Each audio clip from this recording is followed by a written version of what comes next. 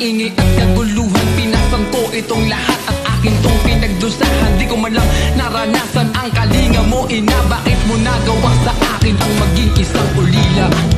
Sila yung batang iniwan mo sa lansangan.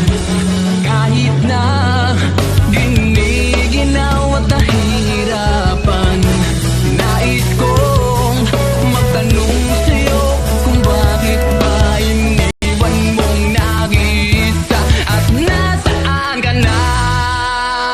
Ako yung 3 bulang na iniwan mo noon. Tinanggap ko ang bawat hamon kahit na nababao ng isang pirasong salamin. Sugat ng aking kahapon, palatandaan ng galot at tuwa ko sa maghapon. Parang niluot na papel sa araw ng kagutuman. Iniwan mo sa kung saan, paano malulunasan ang gusto mong tinapon. Eto nga ba'y makatwiran? Naririnig mo ba ako sa lahat na puno ng ingay at kaguluhan? Pinasan ko itong lahat at akin tong pinag